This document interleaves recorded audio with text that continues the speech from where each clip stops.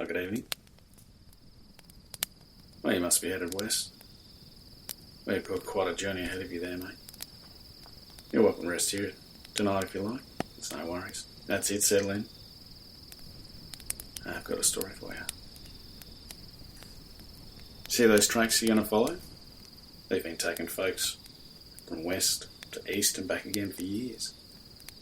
And there's many stories to be told about the journey, but this story, well, they don't put this story in the brochures.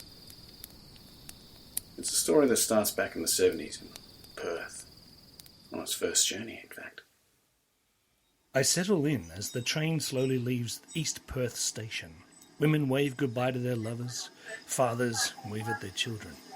I look up at the blazing sun before pulling down the blinds. I sit back and sigh as the train runs north out past the suburbs. The view changes from newly built houses to the olive-green desert shrubs, and eventually the red desert unfolds barren and dry. The country looks hot and burnt. It's a wonder the English colonists survived out here. I'm travelling on the Indian Pacific, and I'm lucky enough to have been contracted by the railway as a travel writer to promote the train line's inaugural journey. The train has left behind the Indian Ocean in the west to arrive at the Pacific Ocean in Sydney 75 hours later. You know, that's a whopping total of 4,000 kilometres. I start to take notes. July the 31st, 1970. The train has left safely, and the place is filled with trade folks and my fellow reporters, all invited by the Commonwealth Railways. The train has been fitted out with all the mod cons, and I'm glad to see the air conditioners working as we approach Kalgoorlie. I finish my notes an hour later and lay down my notepad and nestle into my chair as the train pulls away from the station. We are now headed for the Nullarbor Plain. I've arranged some time with the driver for a brief interview. G'day, you're Donald, from the paper? Yeah, thanks for seeing me. The space is small, and I lean against the door and try and stay out of his way. The train driver is a short, fat man with a long brown moustache. All I can say is he looks the part as he pulls out his wooden crate, steps up to see out the driver's window. Come here. You may want to get some photos. Just after this bend. There, it's coming up on the left is the sign. We pass a sign that reads, "Welcome to the Nullarbor." It's white, new and shiny. They put that in just last week. Imagine that some poor bastard having to come all the way out here from Kalgoorlie to plant that thing. I hope they dug it in deep enough so the storms don't blow it over. I lean over and snap off a quick picture as we slowly move past. Now, as we come around the bend, you can see the track. It's the longest, straightest stretch of track line in the world. 478 kilometres. Jesus, I say, looking down as I snap off more photos of the track as it vanishes off into the horizon and is swallowed up by the red desert. He points at the long red bar protruding from the wood-finished panel. He nods at me. Go on, mate. I won't tell the boss. I smile as I push the lever forward a few notches and the train accelerates. Very slowly now. I return to my cabin in the late afternoon. The train is busy with people walking up and down the corridor, beers in hand. Looks like a celebration is starting. The train rocks me gently as I write about my experience with the train driver. I shake in my seat and I jolt upright. I must have dozed off. I sit there for a moment listening. Silence. That's odd. I decide to go to the bar and grab myself a little drink. I walk down to the bar, and as I get closer, I notice it's very still and quiet. I open the door, and the bar is completely empty. I look down at my watch, 6 p.m. It's completely empty. No staff. The tables are all set up for dinner. The plates are laid out, clean glasses, fine cutlery. I look out of the window, and it's black. No rolling desert, no hills, no moon, just blackness. And then it dawns on me. There is no train noise. I instinctively back out of the room and move towards the rear of the train. I walk down a dark corridor and I can see a single light coming from one of the cabins. Nervously, I stick my head in for a look. "Hi, sorry to intrude, but have you seen..." I stop as I look around the cabin. It's old-fashioned, with wooden-clad designs. It looks out of place compared to the modern silver cabin walls. I look over, and there, sat at the table, is a red-haired woman dressed in a black Victorian-era dress. Slowly, she turns and points at me, and the hairs stand up on the back of my neck. And I awake with such a jolt that I throw myself from the bunk and crash onto the ground, bruising my shoulder. It felt so real. I decided to take a shower to clear my head and go to the bar. I could feel the cold in that room. The environment was empty. I take up a seat at the bar and order a cold beer. I settle in with a sigh of relief, and I shake my head at my little dream. I start to take down some notes of the train's design and look and see what the menu has to offer. Now I can see the manager nervously looking at me. This is a big promotional event for them, and everything has to be perfect. I look around. Everyone is having a good time. I gaze down the corridor, and in the shadows, I see the woman from my dreams pointing at me. I drop my beer, and I stagger off my stool. The manager notices me and walks up. "So you're okay?" I let the man help me to my seat. He runs back behind the bar to bring me 2 glasses, one filled with water and the other whiskey. "So you're white as a ghost." I take the water and I drink it down. The woman from my dreams. It was a dream, wasn't it? Wasn't it? "Do you want me to get to your cabin, sir? You've been in." No, I was just a bit dizzy. Thank you. I peer back at the corridor, and there she stands still, looking at me. She smiles. His heart will stop. I jump in fright. "So you're Fine. okay?" I'd better... Look, I'm just going to go for a lie down. I lay on my bed and I wipe my face. I look at my hands, wet with sweat. What I saw was not a dream. It was a woman. Maybe some woman playing a silly game in a costume. Maybe. It didn't feel like a game. I jump up, looking out the window at the black walls rushing past. There's no tunnels in the outback. The line is flat. It runs through an open desert. I feel the cold again. I turn around and I'm back in the wooden cabin of that woman. The door slams open and I jump back. Slowly I walk out to the corridor. I'm standing in an old Victorian train. Red carpet, copper trimming, old green lanterns rock from side to side. It feels so real. Slowly I make my way down through the train until I reach the engine room. And there she stands.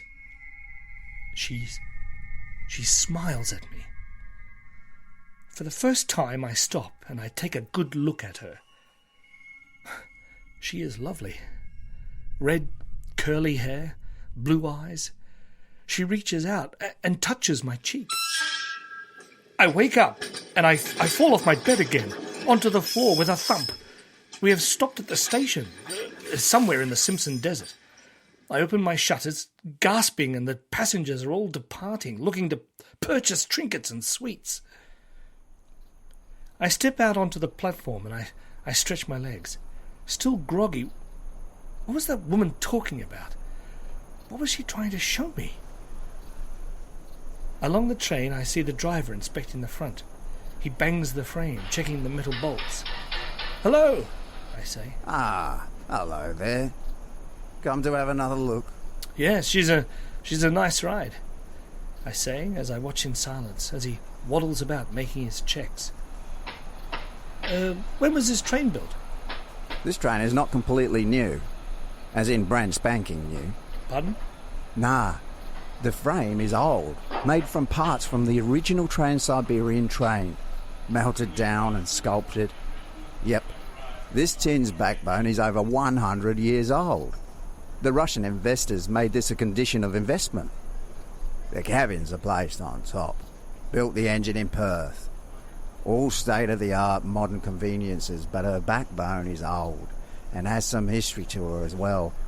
Not all of it pleasant. I smile, feeling like I'm being fed a tale. I say, smiling, "Okay, let's hear it then." As the story goes, the original train was to be retired, making way for modern upgrades, so the owner threw one final party for their staff and business partners. A final farewell. One of the waiters had taken a liking to the owner's wife and, well, he tried to have his way with her. A struggle broke out and she fell under the train. The owner busted in just in time to see his wife fall under the tracks. He shot the waiter in the face, then and there. A tragic ending to the company's original train. They tried to keep it out of the papers, but people talk. Word gets around. Here, come look at this. The driver climbs back into his cabin, pulls out a book and hands it to me. Here, I collected information about the train companies. Maybe one day I'll write a book. Here, look there. Yep, that's her. The wife. A puff of steam wafts past my face as I look at the picture. There she was, in black and white. My ghost. Can I bring this back to you? I go back to my cabin and I turn to the picture of my ghost. She is beautiful. In the picture, she is standing on the platform with a group of people. She is smiling and looks happy. Then something happens that chill me even to this day. She turns and looks at me, waves her hand. I'm back in the old train. It's night. I look out the window and I see the rolling landscape. It's covered in snow. The blue moonlight glows. It's beautiful. I walk into the dining cabin and there she is. Come, An see. elegant lady from I've yesteryear. been waiting for you for some time, although I feel as if I have just arrived. This place changes often. When I am happy, the sun shines. When I am sad, it is night. I think we have been brought together, you see. I'm just a newspaper man from Perth. What do you want from me? It's close now. That's why I keep you here. We do not have much time left. I can show you, but then I have to go back. The living and the dead should not converse, you see. Zana waves her hand and the cabin walls fade away, and we're looking down the track now. She points, and in the distance I can see a truck has broken down across the tracks. Smoke is billowing out of its engine. You see. I nod. She points down, and now we are looking at the driver. He's collapsed over the controls and the levers jammed to top speed. I rock back as the train lurches into gear. She takes my hand gently. You must go. His heart has stopped. Will I see you again? She smiles silently, her beauty intoxicating. She leans in and kisses my forehead. And bang! I'm awake in my room. I look out the window and I can see the train has picked up pace. I jump to my feet and I lunge for the door. I push my way down the carriages, one after another. I get to the driver's room and I knock loudly on the door. Driver! You there? Do you hear me? I bang louder and louder. I start to kick the door and I break it in. Help! I yell. Help! The man is slumped over the lever. I pull him back and lay him down gently. I look up, and there, as in my dream, is the smoking truck. The driver is waving at us frantically. I grab the lever and I pull it back, slowing the train. But we're going over 80 kilometers. Down I pull it. Slower and slower we go. I yank the whistle, and the driver starts to step away from his truck. He can see what's about to happen. I look around desperately, and there is a red button. I slam my fist on it, and the emergency brakes kick in. The manager comes running into the driver cabin. He's out cold. I don't know what happened to him. The brakes screech louder and louder as the train slows down to a crawl and gently nudges the truck, finally coming to a stop. The manager attends to the driver. Later, we would find out that he'd had a mild heart attack, but he would pull through. The police asked how I knew. I made up a lie. The paper threw me a party. I was on the front page. Got my 15 minutes, for what it's worth. Before I flew home, I went down to the station to see the train one more time. And as it pulled from the station, I saw her one last time. She smiled and waved. I smiled back, and then she slowly faded away.